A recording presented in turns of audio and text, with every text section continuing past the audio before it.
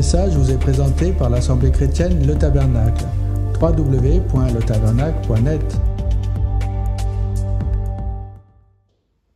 Pour ceux qui ne me connaissent pas, il y a 20 ans, je rentrais ici et j'étais accueilli par un monsieur qui s'appelait Francis, qui était le pasteur de cette assemblée.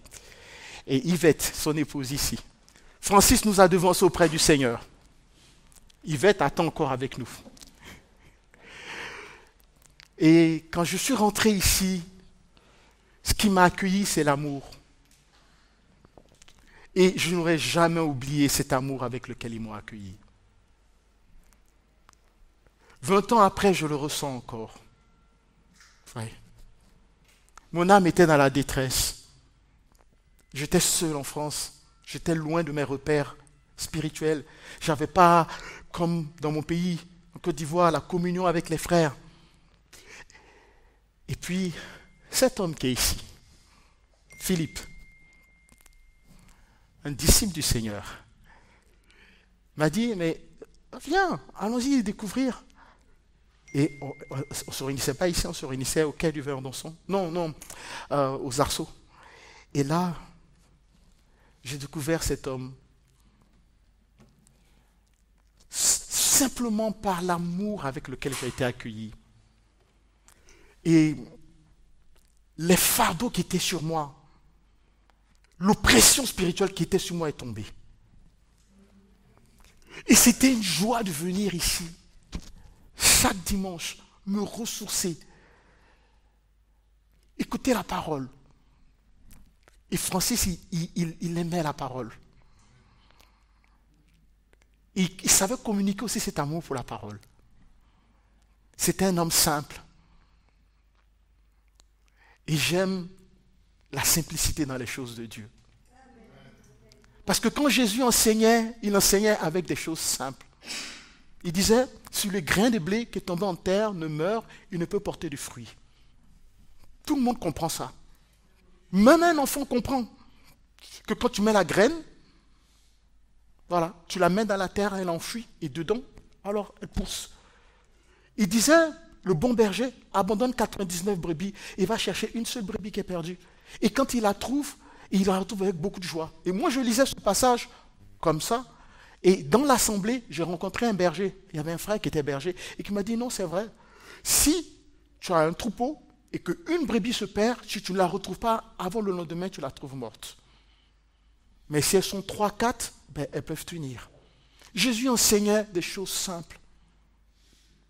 Et l'évangile, c'est les choses simples pour transformer des gens d'une façon extrêmement puissante.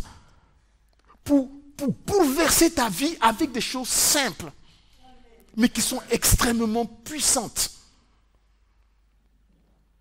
Et cette simplicité de l'évangile, il faut qu'on la garde. Il faut qu'on la conserve et qu'on la chérisse.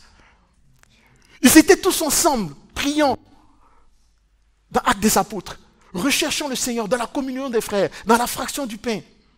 Et le Seigneur était au milieu d'eux. Il n'y avait pas de méga système. Il n'y avait pas de chaîne internationale. Mais l'amour du Seigneur était là. Et les gens de Jérusalem disaient, regardez, voyez comment ils s'aiment. Cet amour qui vient du Seigneur, il brise les cœurs les plus durs. Il transforme les cœurs de pierre en cœurs de chair. Cet amour du Seigneur nous a touchés et puis on ne savait plus quoi faire. Quand il nous a touchés, on s'est dit non, il faut qu'on le suive. C'est pas possible. Jésus, ce Jésus, il est exceptionnel. Il est exceptionnel. Et la Bible parle dans Actes des Apôtres, au chapitre 3, Pierre et Jean montaient ensemble au temple à l'heure de la prière. Verset 1. Et il y avait un homme boiteux de naissance qu'on portait et qu'on plaçait tous les jours à la porte, appelé la Belle, pour qu'il demande l'aumône à ceux qui entraient dans le temple. Et cet homme, voyant Pierre et Jean qui allaient rentrer, leur demanda l'aumône.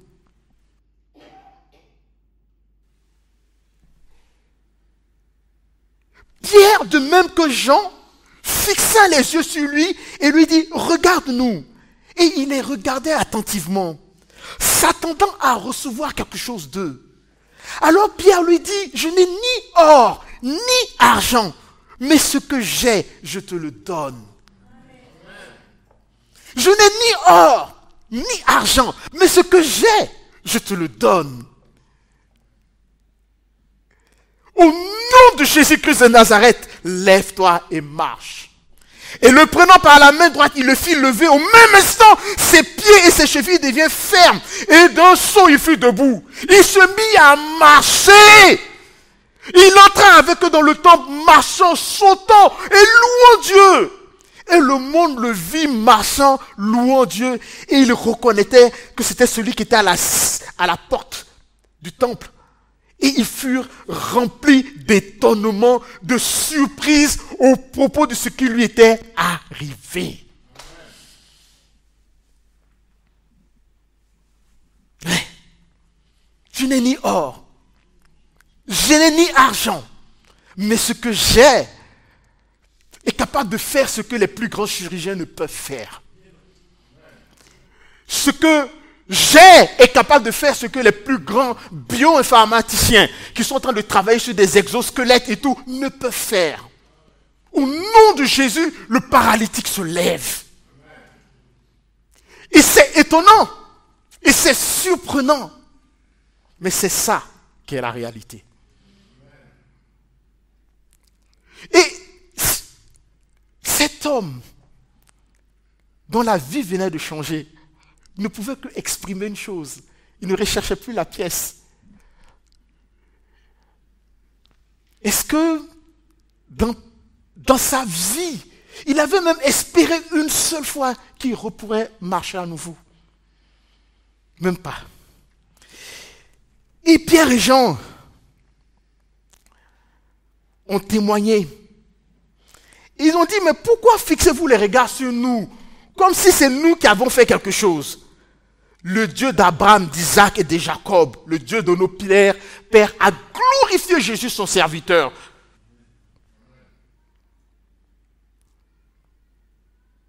Et tout Jérusalem était dans l'émotion. Alors on les a pris, on les a envoyés devant le Sanhédrin, devant le souverain sacrificateur Anne. Et on les a envoyés.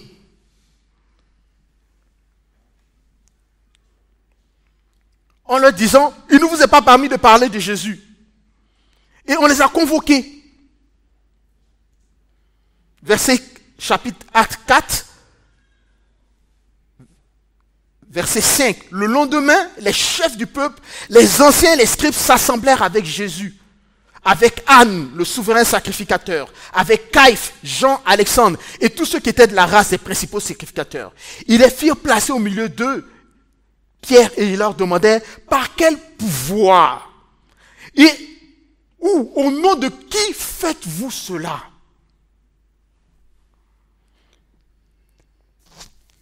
Alors Pierre, rempli du Saint-Esprit, leur dit, chef du peuple et ancien d'Israël, puisque nous sommes interrogés aujourd'hui sur un bienfait accordé à un homme malade, afin que nous disions comment il a été guéri, sachez-le.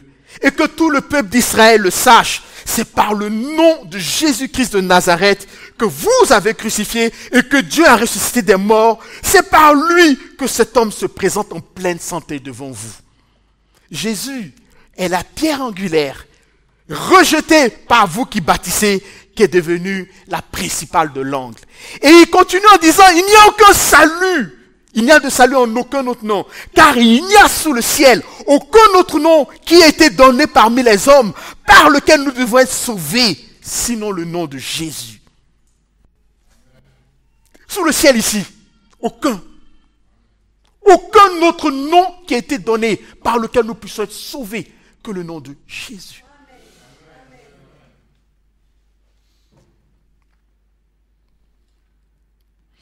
Et l'Écriture dit que ces hommes de la loi, lorsqu'ils virent l'assurance de Pierre et de Jean, ils furent étonnés, sachant que c'était des hommes du peuple sans instruction. Ils n'avaient pas besoin d'instructions, ils avaient besoin de ce qui avait été promis. Le Saint-Esprit qui nous enseignera toutes choses et qui nous rappellera toutes choses. Car il ne parlera pas de lui-même, il prendra ce qui est à moi et vous l'annoncera. Avec le Saint-Esprit, ces hommes ont été complètement transformés. Proclamant que Jésus est la pierre angulaire que vous avez rejetée, mais qui est devenue la principale de l'angle.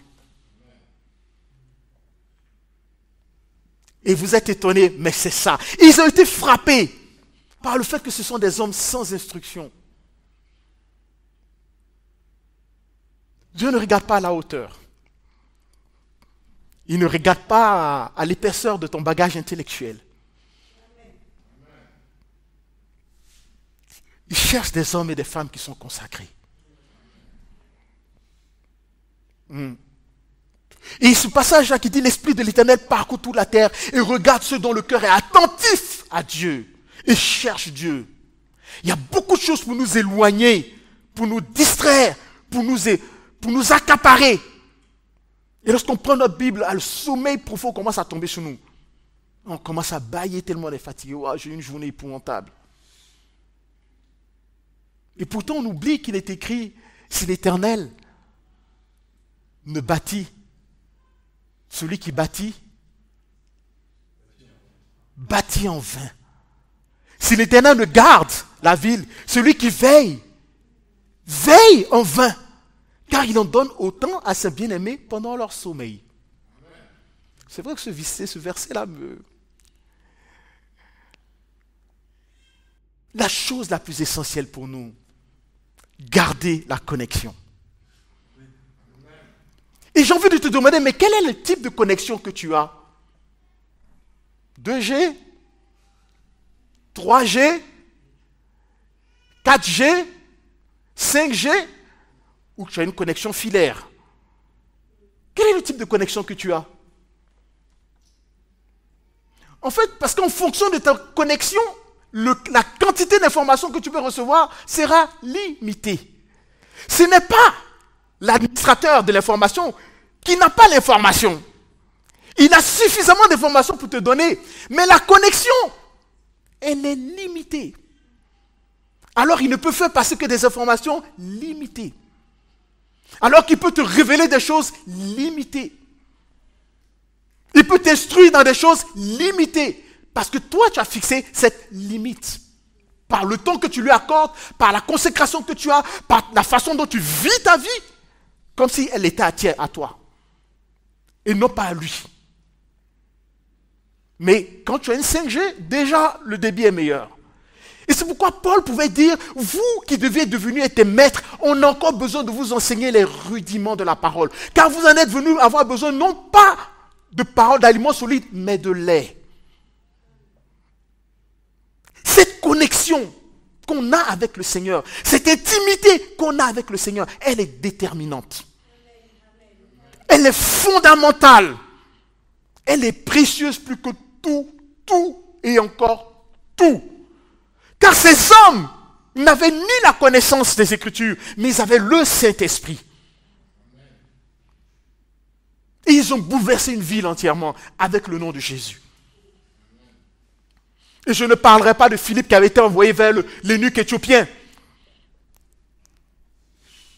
qui était intendant des trésors de la reine de Candace d'Éthiopie. Et il marchait à côté de lui, il était en train de lire le livre d'Ésaïe 54. Il a dit, mais qu'est-ce que c'est? Il dit, non, je ne comprends pas. Et il lui a annoncé l'évangile. Et cet eunuque éthiopien est descendu, ils l'ont baptisé et il est reparti tout joyeux, apportant l'évangile jusqu'en Éthiopie. Le Saint-Esprit. Parce que le Saint-Esprit avait dit, descends, va sur la route, la déserte. Et là, le Saint-Esprit. Quelle est sa place dans notre vie? Quelle est la connexion qu'on a avec lui? Est-ce qu'on l'attriste ou bien au contraire, on marche d'une façon qui fait que on s'épanouit spirituellement? C'est fondamental, c'est notre boussole. Parce que tout ce livre qui est ici, Tu peux le lire et encore le relire sans rien y comprendre. N'est-ce pas, Yvette? Mais lorsque le Saint-Esprit est là, il t'instruit, il t'enseigne. Alors le trésor de la parole t'est accessible. Et ce n'est pas seulement une parole, c'est une parole qui te transforme. Et qui transforme ta famille, et qui transforme tes amis, et qui transforme ton environnement, et qui fait de toi une source de vie pour tous ceux qui sont là. Et qui transforme le caractère, il brise le caractère.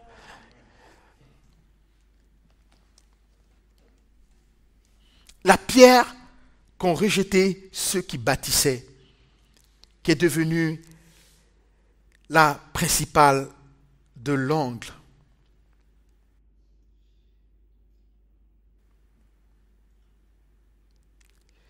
Qui est devenue la principale de l'angle.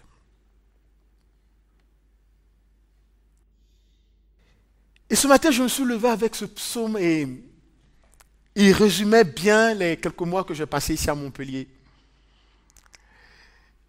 Psaume 118.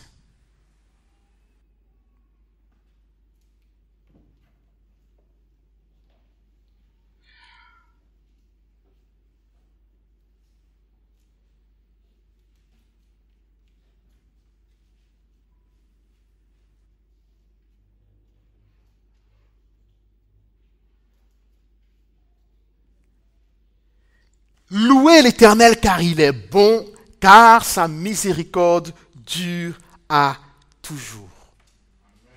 Qu'Israël le dise. Car sa miséricorde dure à toujours. Que la maison d'Aaron dise, car sa miséricorde dure à toujours. Que ceux qui craignent l'Éternel disent, car sa miséricorde dure à toujours. Et je n'ai pas entendu. Tournez-vous vers la personne à côté de vous et dites-lui, car sa miséricorde dure à toujours. Car sa miséricorde dure à toujours. Car sa miséricorde dure à toujours. Louez l'Éternel car il est bon. Car, Hugo, sa miséricorde, elle dure à toujours. Elle dure à toujours. Ça, ce sont des versets qui sont un peu comme des clés. Vous savez, quand vous avez perdu vos clés et vous avez besoin d'un pass, parce que vous ne rêvez pas rentrer dans votre appartement, il y a des versets dans la Bible qui sont comme ça. Ce sont des versets qui rentrent dans n'importe quelle serrure. Dans n'importe quelle serrure circonstancielle. N'importe quel événement. Louez l'Éternel car sa miséricorde dure à toujours. Je suis dans un problème pas possible, grave, car sa miséricorde dure à toujours. Mon enfant est malade, atteint d'une maladie incurable, car sa miséricorde dure à toujours. Il m'a béni, car sa miséricorde dure à toujours. En n'importe quelle circonstance, tu peux dire, car sa miséricorde dure à toujours. Tu peux l'écrire devant chez toi, car sa miséricorde dure à toujours. On va faire même des t-shirts. Car sa miséricorde dure à toujours. Oui. Que ceux qui craignent l'Éternel disent, car sa miséricorde dure à toujours. Et il le dit pourquoi? Du sein de la détresse, j'ai invoqué l'Éternel. Du sein de la détresse, j'ai invoqué l'Éternel. L'Éternel m'a exaucé. Il m'a mis au large.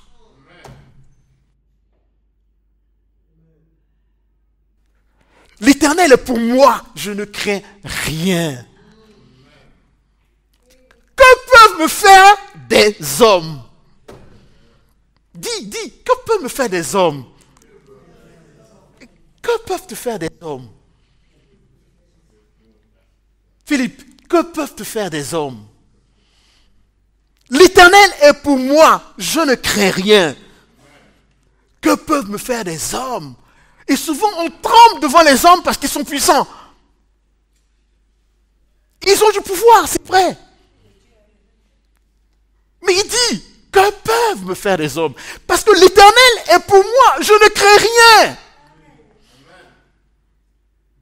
Et il va plus loin. Il dit, l'Éternel est mon secours et je me réjouis à la vue de mes ennemis. Allah. L'Éternel est mon secours. Je me réjouis à la vue de mes ennemis. Normalement, à la vue de tes ennemis, c'est la terreur. Tu prends tes jambes à ton cou. Tu t'enfuis. Tu as peur. Tu te dis, mais qu'est-ce qu'ils vont venir me faire?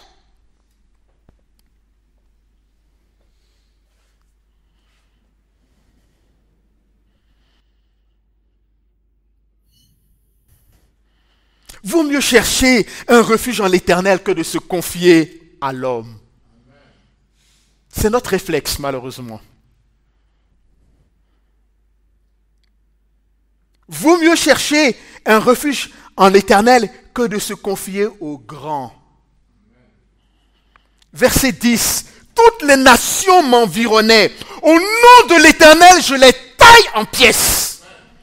Elles m'environnaient, elles m'enveloppaient. Au nom de l'Éternel, je les taille en pièces. Est-ce qu'on peut le dire ensemble là? Au nom de l'Éternel, je les taille en pièces. On reprend encore. Au nom de l'Éternel, je les taille en pièces. Elles m'environnaient, elles m'enveloppaient comme un essai d'abeilles. Au nom de l'Éternel, je les taille en pièces. Elles m'environnaient comme des abeilles. Elles s'éteignent comme un feu. Au nom de l'Éternel, je les taille en pièces. On va aller en 2 Chroniques 20. Toutes les nations. Et on reviendra au psaume 118. 2 Chroniques, chapitre 20.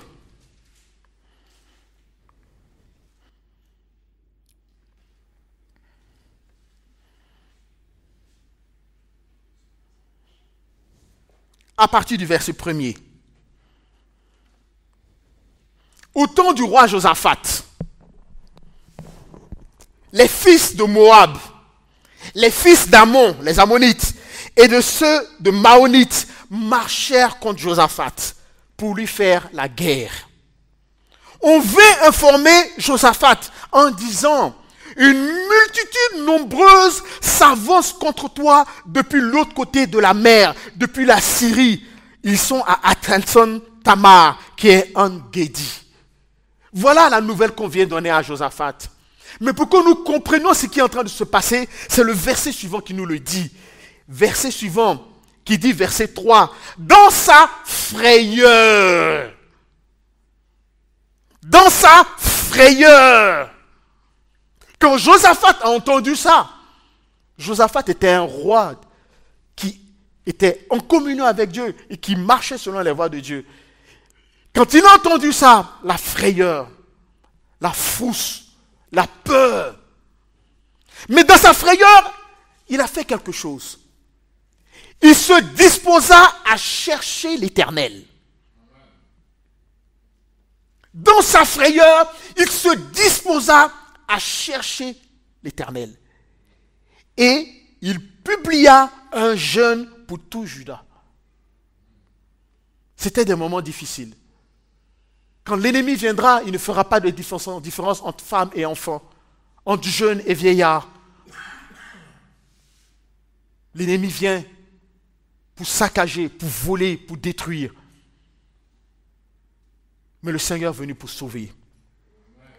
Alors ils ont publié un jeûne dans tout Juda. Verset 4, Juda s'assemblait pour invoquer l'Éternel. Et l'on vint de toutes les villes de Juda pour chercher l'Éternel. Josaphat se présenta au milieu de l'assemblée de Juda et de Jérusalem dans la maison de l'Éternel et devant le nouveau parvis et il dit, Éternel Dieu de nos pères, n'es-tu pas Dieu dans les cieux? N'est-ce pas toi qui domines sur les royaumes et les nations? N'est-ce pas toi qui en met la force et la puissance et nul ne peut te résister? N'est-ce pas toi, ô Dieu, qui a chassé les habitants de ce pays devant ton peuple Israël et qui l'a donné pour toujours à la postérité d'Abraham qui t'aimait. Ils l'ont habité, ils t'y ont bâti un sanctuaire et pour ton nom en disant, s'il nous survient quelque calamité, l'épée, le jugement, la peste ou la famine, nous nous présenterons devant cette maison et devant toi, car ton nom est dans cette maison. Nous crierons à toi du sein de notre détresse, et tu nous exauceras, et tu nous sauveras. Tout Israël, tout Juda a été rassemblé. C'est un temps de détresse, un temps de frayeur, un temps d'incertitude, où on ne sait pas de quoi sera fait notre lendemain. J'ai connu des moments comme ça, parce qu'il y avait la guerre dans mon pays. Et quand tu te lèves le matin, tu ne sais pas de quoi sera fait le lendemain d'après. Tu vis au jour le jour. On dit d'ailleurs, on met un pied après l'autre. Tu ne peux pas te projeter en disant, mais d'ici en 10 ans, je ferai tel investissement. Non. Tu ne sais même pas si, à la fin du mois, tu resteras dans ta maison.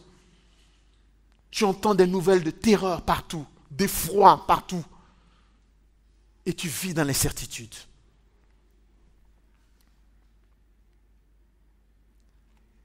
Verset 10. Maintenant, voici les fils d'Ammon, de Moab et ceux de la montagne de Séhir, chez lesquels tu n'as pas permis à Israël d'entrer quand il venait du pays d'Égypte, car il s'est détourné d'eux et ne les a pas détruits. Les voici qui nous récompensent en venant nous chasser de ton héritage dont tu as mis à notre possession. Ô notre Dieu, n'exerceras-tu pas tes jugements sur eux, car nous sommes sans force devant cette multitude nombreuse qui s'avance contre nous et nous ne savons que faire, mais nos yeux sont sur toi. Nous sommes sans force devant cette multitude nombreuse qui s'avance contre nous. Nous ne savons que faire, mais nos yeux sont sur toi. Et on a ce chant en Côte d'Ivoire qu'on chante. Mes yeux sur toi, mes yeux sur toi, Jésus, je n'ai nul autre que toi, mes yeux sont sur toi, Seigneur, je n'ai nul autre que toi, mes yeux sont sur toi.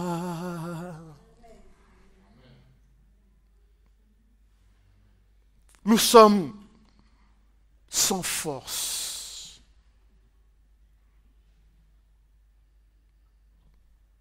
Devant cette multitude, et nous ne savons que faire.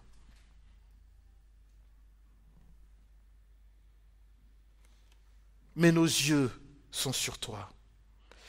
Et tout Juda se tenait debout devant l'Éternel, avec leurs petits-enfants, avec les femmes, leurs femmes et avec leurs fils. Verset 14. Alors l'Esprit de l'Éternel saisit au milieu de l'assemblée Jacaziel, fils de Zacharie, fils de Benaja, fils de Jiel, fils de Matania, lévite d'entre les fils d'Azaph. Et Jacaziel dit, soyez attentifs, tout Juda et habitants de Jérusalem, et toi, roi Josaphat. Ainsi vous parle l'Éternel, ne craignez point et ne vous effrayez point devant cette multitude nombreuse. Est-ce qu'on peut faire ce même exercice? Tourne-toi vers la personne à côté, ne crains point et ne t'effraie point devant cette multitude nombreuse. Ne crains point, ne t'effraie point devant cette multitude nombreuse. Ne crains point. Et il dit, ne craignez point. Et ne vous effrayez point devant cette multitude nombreuse, car ce ne sera pas vous qui combattrez, ce sera Dieu. Demain, descendez contre eux. Ils vont monter par la colline de Tis et vous les trouverez à l'extrémité de la vallée en face du désert de Jéruel. Oh, grand Dieu tout-puissant, qui planifie les choses dans les moindres détails, qui annonce les choses à l'avance avant même qu'elles ne soient. Il dit, descendez contre eux. Et vous les trouverez à l'extrémité de la vallée en face du désert. Vous n'aurez point à combattre en cette affaire. Vous n'aurez point à combattre en cette affaire. Présentez-vous, tenez-vous là et vous verrez la délivrance que l'Éternel vous accordera.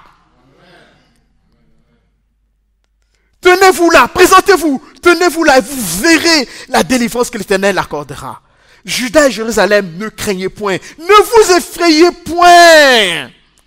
Demain, sortez à leur rencontre et l'Éternel sera avec vous. Josaphat s'inclina le visage contre terre et les habitants aussi, tout le monde s'est prosterné et les Lévites ont commencé à célébrer le Seigneur en chantant d'une voix forte le Dieu d'Israël. Le lendemain, verset 20, ils se mirent en marche de grand matin pour le désert de Tekoa. Après leur départ, Josaphat se présenta et dit, écoutez-moi Juda et habitants de Jérusalem, confiez-vous en l'Éternel votre Dieu et vous serez affermis. Confiez-vous en ses prophètes et vous réussirez. Confiez-vous en l'Éternel votre Dieu et vous serez affermis. Confiez-vous en ses prophètes et vous réussirez. Puis, d'un commun accord, il nomma des chantres qui, revêtus d'ornements sacrés et marchant devant l'armée, célébraient l'Éternel en disant, louez l'Éternel car sa miséricorde dure à toujours. Louez l'Éternel car sa miséricorde dure à toujours. Et l'Écriture nous dit, au moment où on a commencé à chanter. Oh. La Bible dit, au moment où l'on commença à chanter les louanges, l'Éternel plaça une embuscade contre les fils d'Ammon, de Moab et ceux de la montagne des Séir qui étaient venus contre Juda. À quel moment l'Éternel a-t-il placé l'embuscade? La Bible nous dit, au moment où ils ont commencé à célébrer, louer l'Éternel, car sa miséricorde dure à toujours. Le Seigneur s'est tenu debout sur son trône. Il dit, mais qui chante mon nom là-bas? Qui sont ces hommes et ces femmes qui ont la foi pour croire qu'ils vont aller sur un champ de bataille et ils ne vont pas combattre? Quels sont ceux qui ont surmonté leur peur, leur frayeur pour croire en ma parole et qui ont placé leur foi en moi au point où ils n'ont pas redouté de perdre leur vie, mais ils se sont tenus sur le terrain. Ils ont cru en ma parole. Qui sont ces hommes et ces femmes de Juda qui sont en train de dire, louez l'Éternel car sa miséricorde durera toujours. Alors il s'est levé sur son trône. Et quand Dieu s'élève, mes ennemis se dispersent. Au moment où ils ont commencé à célébrer le Seigneur, l'Éternel a placé une embuscade. Ceux qui s'étaient sortis ensemble, unis contre eux, ils ont commencé. Le reste est incompréhensible. L'Éternel plaça une embuscade contre les fils d'Ammon, de Moab et ceux de la montagne de Séir. Et il fut battu. Les fils d'Ammon et de Moab se jetèrent sur les habitants de la montagne de Séir pour les dévouer par interdit. Une expression qui veut dire on tue tout ce qui a vie. Dévoué par interdit. On élimine tout. Alors, le groupe là qui s'était ligué, qui était venu, alors Ammon et Moab se jetèrent sur les habitants de la montagne de Séir pour les dévouer par interdit et les exterminer. Et quand ils eurent fini avec les habitants de la montagne de Séir, ils s'aidèrent les uns les autres à se détruire. Lorsque Juda fut arrivé sur la hauteur d'où l'on apercevait le désert. Ils regardèrent du côté de la multitude et voici c'étaient des cadavres étendus à terre et personne n'avait échappé. Josaphat et son peuple allèrent prendre leurs dépouilles. Ils trouvaient parmi les cadavres d'abondantes richesses, des objets précieux. Ils en élevèrent tant qu'ils ne purent tout emporter. Ils mirent 3 jours au pillage du butin car il était considérable. Ce que tu n'as pas semé, tu récoltes. Ce que tu n'as pas planté, tu récoltes. Le 4e jour, ils s'assemblèrent dans la vallée de Beraka, où ils bénirent l'Éternel. Ils bénirent l'Éternel, c'est pourquoi ils appelaient la vallée, le lieu de cette vallée, Beraka, bénédiction. Ce nom qui lui est resté à ce jour. Tous les hommes de Juda et de Jérusalem partirent joyeux pour retourner, car l'Éternel les avait remplis de joie en les délivrant de leurs ennemis. Ils rentraient dans la maison de l'Éternel avec des sons de lutte, des harpes et des trompettes. Et la terreur de l'Éternel s'empara de tous les royaumes des autres pays lorsqu'ils apprirent que l'Éternel avait combattu contre les ennemis d'Israël et le royaume de Josaphat fut tranquille et son Dieu lui donna du repos de tous côtés. Louez l'Éternel car sa miséricorde dure à toujours. Ceux qui disaient, nous sommes sans force devant cette multitude. Ceux qui disaient, nous ne savons quoi faire. Quand ils ont entendu la parole, ils ont cru en la parole, ils se sont mis à célébrer leur Dieu. Et ce Dieu, qui s'appelle le fidèle et le véritable, a accompli ce miracle. Ils n'ont pas eu à combattre, mais il leur a fallu 4 jours pour emporter, pour piller, ramasser tout ce qu'il y a comme butin. Parce que l'Éternel les avait livrés entre leurs mains. Psaume 118. Psaume 118. On était au verset 13.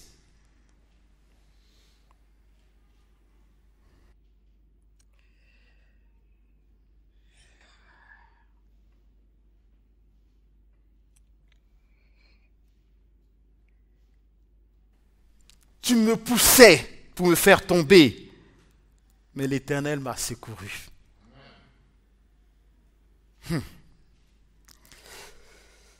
Tu me poussais pour me faire tomber, mais l'Éternel m'a secouru. Ça, ce sont des versets qu'on n'oublie pas. Personnellement, il est rattaché à une partie de ma vie. Mon fils était à l'article de la mort. Et le Seigneur m'a donné ce passage. Tu me poussais pour me faire tomber, mais l'Éternel m'a secouru. Et le Seigneur l'a sauvé de la mort. L'Éternel est la force, est ma force et le sujet de mes louanges. C'est lui qui m'a sauvé. Des cris de triomphe, comme nous venons de lire, s'élèvent de la tente des justes. La droite de l'Éternel manifeste sa puissance. La droite de l'Éternel est élevée. La droite de l'Éternel manifeste sa puissance. Verset 17. Je ne mourrai pas. Je vivrai et je raconterai les œuvres de l'Éternel. Non, je ne mourrai pas, je vivrai. Non, je ne mourrai pas, je vivrai. Je raconterai les œuvres de l'Éternel. Je raconterai les œuvres de mon Sauveur. Je ne mourrai pas. Hey. Je ne mourrai pas. Quels que soient les desseins de l'ennemi contre moi, je ne mourrai pas. Mais je vivrai pourquoi? Pour raconter les œuvres de l'Éternel.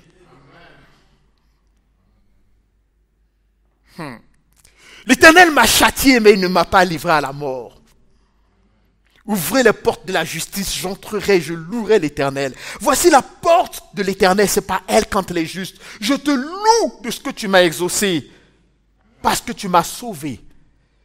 Verset 22, la pierre qu'ont rejetée ceux qui bâtissaient est devenue la principale de l'angle. C'est de l'Éternel que cela est venu et c'est un prodige à nos yeux. Et verset 24, c'est ici la journée que l'Éternel a faite. Qu'elle soit pour nous un sujet de joie et d'allégresse. Ô Éternel, accorde le salut. Éternel, donne la prospérité. Béni soit celui qui vient au nom du Seigneur. Nous vous bénissons de la maison du Seigneur. L'Éternel est Dieu et nous éclaire. Attachez la victime avec des liens. Amenez-la aux cornes de l'autel. Tu es mon Dieu et je te louerai. Mon Dieu et je t'exalterai. Louez l'Éternel car il est bon, car sa miséricorde dure à toujours. Car sa miséricorde dure à toujours. Et à tout moment de la journée, on peut se lever pour le dire. Et devant n'importe quelle situation, on peut se lever pour le dire. Louez l'Éternel, car sa miséricorde dure à toujours. Et quel que soit le nombre d'ennemis qui va se lever, car sa miséricorde dure à toujours. Même quand je ne sais que faire, car sa miséricorde dure à toujours. Quand la frayeur me prend, car sa miséricorde dure à toujours. Quand mes ennemis sont d'une multitude, car sa miséricorde dure à toujours. Car tu me poussais pour me faire tomber, car sa miséricorde dure à toujours.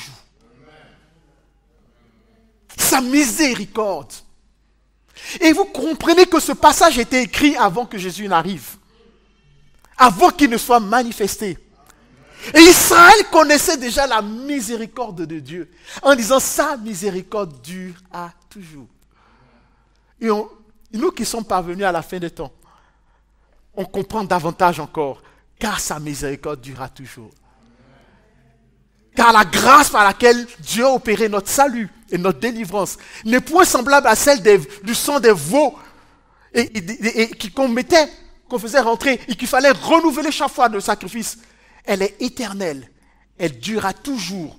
La grâce par laquelle Jésus nous a sauvés, la grâce par laquelle nous a fait passer des ténèbres à son admirable lumière, elle est éternelle. Cette miséricorde que Dieu a mis sur nous et que Jésus est venu dire dans le temple, proclamer une année de grâce, elle dure à toujours.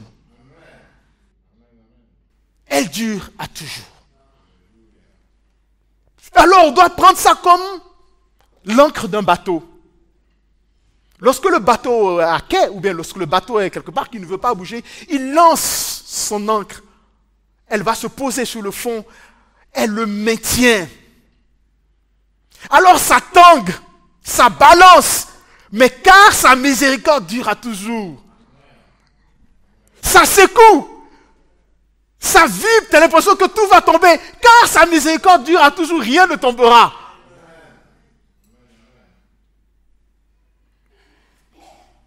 Notre foi, plus précieuse que toute chose, doit être préservée. C'est pourquoi Paul parle du bouclier de la foi. Le bouclier de la foi, comme étant une arme défensive, dans Éphésiens. Prenez avec vous le bouclier de la foi par lequel vous pouvez éteindre les traits enflammés du malin. Et la parole de Dieu qui est l'épée de l'esprit. Le zèle à vos pieds de l'évangile. La ceinture de la vérité. La cuirasse de la justice. Mais la foi est un bouclier. Et il ne faut la perdre en aucun cas. Et il n'a pas besoin d'une grande. Si ta foi est petite comme celle d'un grain de sénévé, tu diras à cette montagne, ôte-toi de là et jette-toi dans la mer, cela se fera. Avec ta petite foi. Et cette foi-là, elle grandit avec la connaissance du Seigneur. Elle grandit dans les Écritures. Elle grandit dans l'intimité. Quand tu passes ton temps dans les Écritures, à méditer pendant les veilles de la nuit, dit David. Ta parole est à ma bouche, à mon palais, plus doux que le miel. Pourquoi? Parce que tu savoures, tu te délectes des Écritures pendant la nuit. Pendant la nuit, pendant les veilles de la nuit, et tu passes du temps dans le Seigneur est avec toi, dans le secret, dans l'intimité. Les justes croissent comme des palmiers dans la maison de l'Éternel. Même dans leur vieillesse, ils portent encore du fruit. Mais cette croissance d'un arbre repose sur ses racines, que nous ne voyons pas. Sur la partie de ta foi qu'on ne voit pas. Elle ne se passe pas ici dimanche.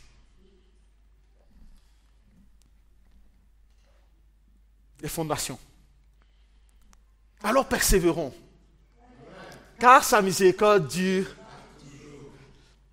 Et quoi qu'il advienne, on ne lâche rien. Car sa miséricorde dure à toujours. Car sa miséricorde dure à toujours.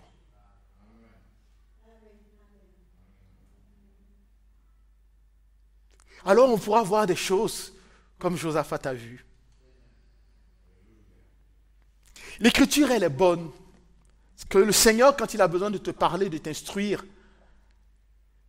la Bible dit que la parole, elle est comme des flèches dans notre carquois.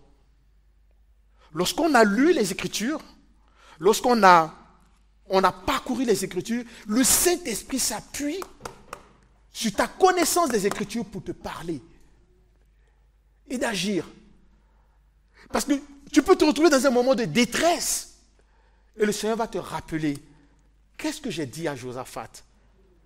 Et là, tu vas chercher rapidement. Ne vous effrayez point, ne vous inquiétez point, n'ayez pas peur de cette multitude.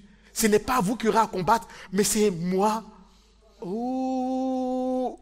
Quand tu lis ça, tu dis non, c'est fini. C'est fini. Le Seigneur, il est là. Il est au contrôle, le Seigneur est au contrôle. Et là, autour de toi, ça s'agite. Mais chez toi, il y a la paix. Tu ne comprends pas. Et c'est ce que la Bible dit. La paix de Dieu qui surpasse toute intelligence. On va le lire, ce passage. Gardera vos cœurs, vos pensées. Philippiens 4, 6 à 7.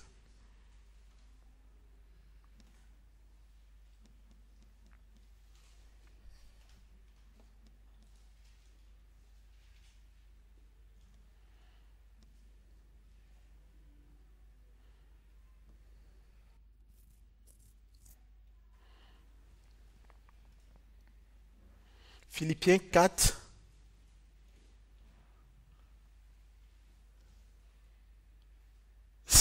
à partir du verset 6, ne vous inquiétez de rien. Philippiens 4, à partir du verset 6, ne vous inquiétez de rien, mais en toute chose, faites connaître vos besoins à Dieu par des prières et des supplications avec des actions de grâce.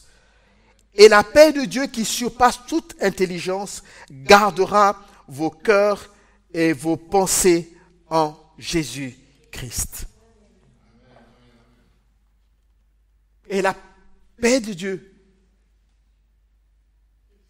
qui surpasse toute intelligence gardera vos cœurs, vos pensées en Jésus-Christ. Ne vous inquiétez de rien. Mais faites connaître à Dieu par des prières, des supplications et des actions de grâce. C'est ce que les Josaphat ont fait. Jeûne, supplication, prière, action de grâce. Que le Seigneur vous bénisse. Que sa force soit sans cesse renouvelée en vous. Placez votre confiance dans le Seigneur. Ne nous appuyons pas sur les hommes. L'homme peut changer. Oui, mais la parole. Et celui qui se tient derrière sa parole, il ne change pas. Quand un homme change, on est étonné. Ah, mais il était bien lui. Oh, mais comment il a osé faire ça? Oui, sa nature humaine. Mais celui qui se tient derrière sa parole ne change pas. Bien-aimé, j'ai passé 2 mois à Montpellier. Et le temps de mon départ est là. Je ne sais pas quand je vous reverrai. Mais j'ai toujours eu beaucoup de joie à être ici. Il y a 20 ans comme aujourd'hui. Et je prie que le Seigneur vous continue de vous garder dans ses voies. De garder la flamme, la foi, la passion pour le Seigneur. Ni chaud, ni froid, le Seigneur n'en veut pas. Il veut que vous soyez zélés pour son œuvre. Que nous montrons de l'empressement. Alors sortons de nos zones de confort, mais commençons déjà dans le secret à passer du temps avec lui. Je vous invite à régler vos réveils à 3 heures du matin. C'est une heure, je ne sais pas pourquoi elle est propice. Au début, vous allez somnoler un peu. C'est vrai, ça va être un peu difficile. Les journées vont être un peu difficiles après. Mais le Seigneur vous donnera la force. Et le Seigneur, il ne va pas regarder le fait que, comment dire ça? C'est vrai, tu vas te lever, c'est difficile et tout. Le Seigneur va voir ta volonté. Le Seigneur va lire dans ton cœur cette envie de le rechercher. Et il dit, je me laisserai trouver par ceux qui me cherchent. Et c'est comme ça que tu le trouveras. Parce qu'il voit que tu le cherches. Il te découvrira à toi. Il se révélera à toi. Payons le prix qu'il faut payer. Payons-le. Mais ça vaut le coup d'être payé. Et vous ne regretterez jamais, mais alors au grand jamais, ces saisons.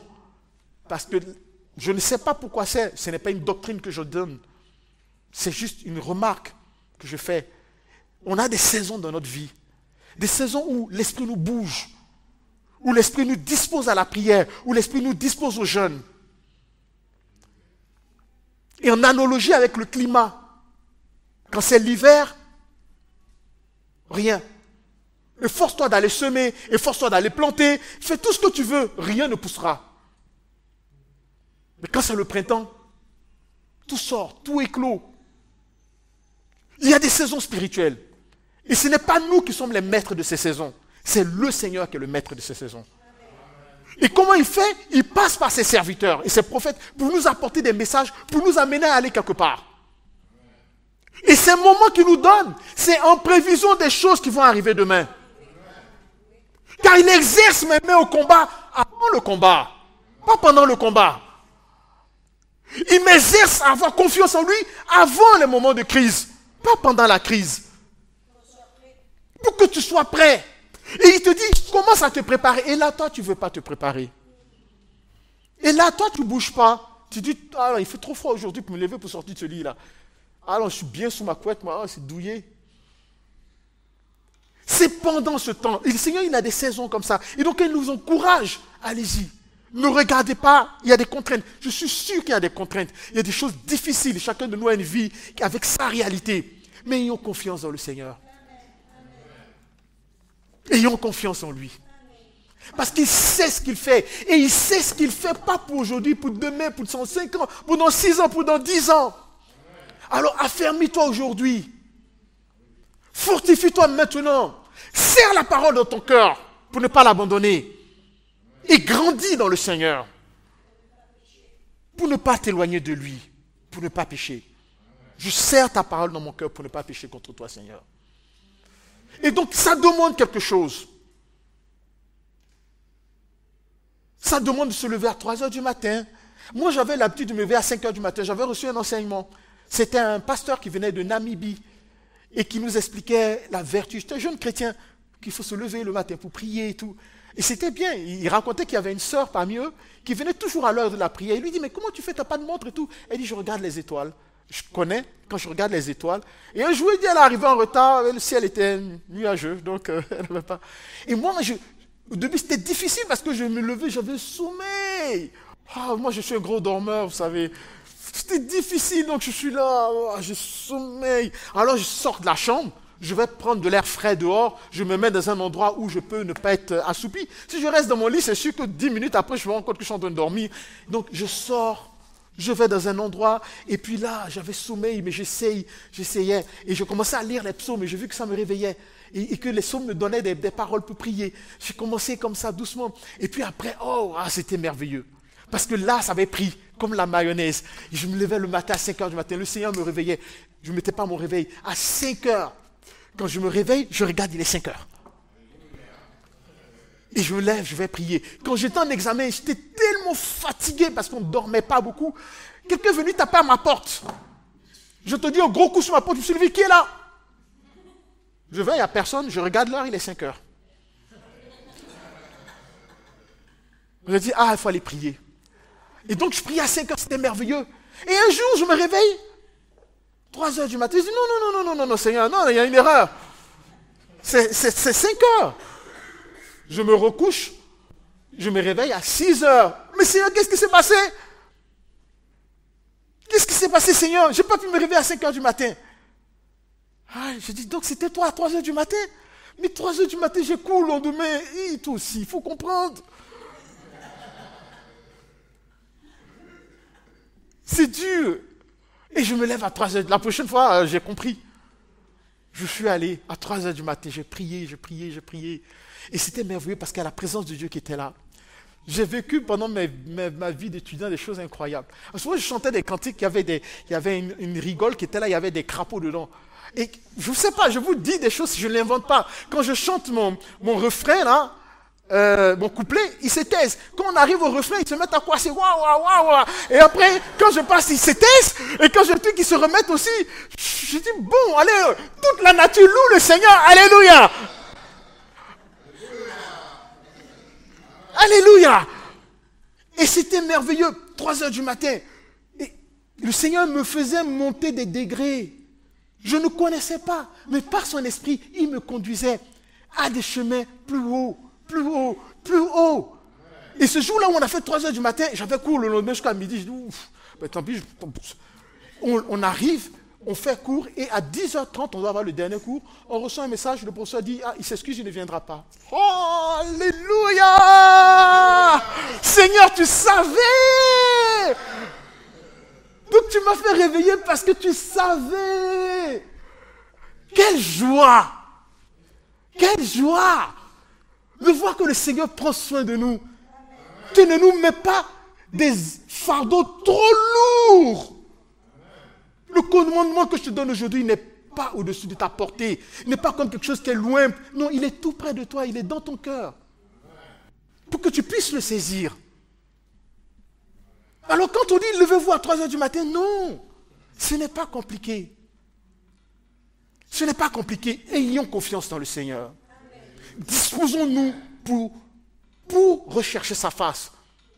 Disposons-nous pour prier. Et on peut faire un agenda très simple. Ok, de 3 heures à 5 heures, je fais ça, je fais ci, je fais ça. Au début, les choses ne viennent pas naturellement. Au début, les choses ne sont pas automatiques. On les organise. Ok, je commence à lire des psaumes. Après, j'ai des sujets de prière. Je veux prier, par exemple, parce que le Seigneur m'a attiré mon attention en me disant, attention, toi, tu parles trop. Celui qui parle trop, le manque de péché. Donc, je prie pour ça. Le Seigneur a mis sur mon cœur la situation de telle personne qui est malade, la situation de telle personne qui est en difficulté. Et je prie. Après, je vais méditer tel par-ci. Et puis, j'ai 1 heure de prière, je vais me coucher. Au début, c'est comme ça. Le Seigneur veut que nous nous efforcions de le chercher alors qu'il n'est pas loin de nous. Il veut que nous nous efforcions de le chercher. Et quand on le cherche, on finit par le trouver. Et quand tu as goûté, tu vas comprendre pourquoi on dit, voyez, goûtez combien de fois le Seigneur est bon. Et tu vas comprendre pourquoi David va dire, ta présence et ta parole est plus douce à ma bouche que le miel. Quand j'ai lu ça la première fois, je dis, mais David, qu'est-ce qu'il lui a pris d'écrire des choses comme ça? Il y a des secrets et des choses merveilleuses, mais il faut monter. Il faut vous donner le prix de monter.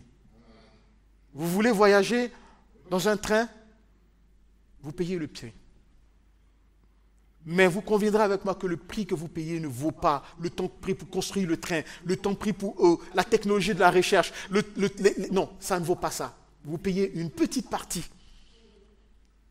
Et vous avez beaucoup de ce qu'il y a. Et c'est comme ça. Semer, travailler, progresser. Parce que le Seigneur veut utiliser chacun de nous. Chacun de nous. Que le Seigneur vous bénisse. Et qu'il vous fortifie. Ce message vous a été présenté par l'Assemblée chrétienne Le Tabernacle. www.letabernacle.net